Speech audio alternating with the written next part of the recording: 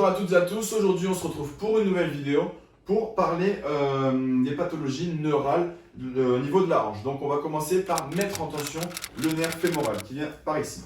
Donc comment ça va se dérouler? Il faut faire bien attention étape par étape à bien suivre méthodologiquement et minutieusement la mise en pratique de ce test. Donc on va demander au patient de poser sa main en dessous de sa tête.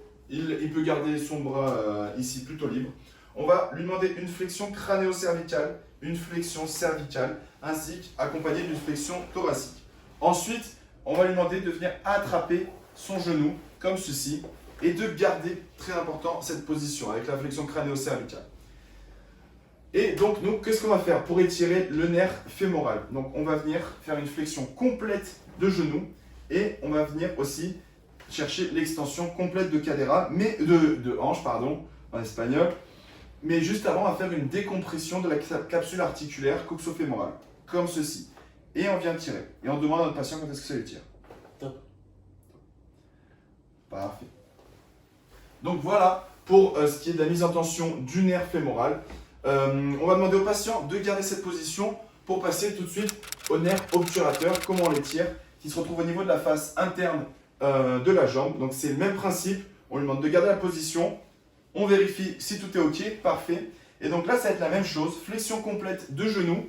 Et là, on va venir chercher l'abduction, comme ceci. Et on va venir chercher l'extension pour venir étirer le nerf obturateur. Top? Parfait. Donc ces deux tests-là sont positifs s'il y a une reproduction de la douleur donc, de la part de notre patient. Pas du tout. Donc ces deux tests-là sont positifs s'il y a une amplitude de mouvement différente avec des modifications ou alors si il y a une modification.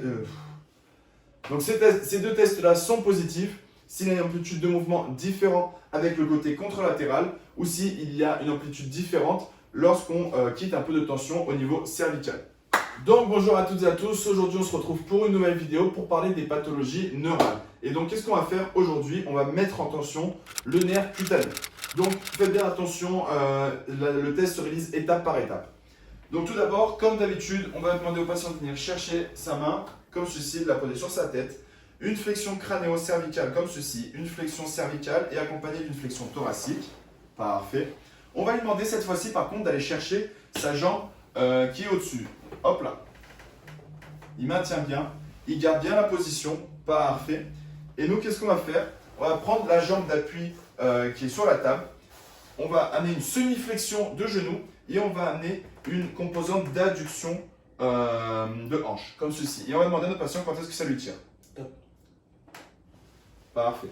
Donc, on peut considérer le test comme positif s'il y a une amplitude de mouvement différente, si on quitte un peu de tension au niveau cervical ou thoracique, ou alors s'il y a une amplitude de mouvement différente avec le côté contralatéral.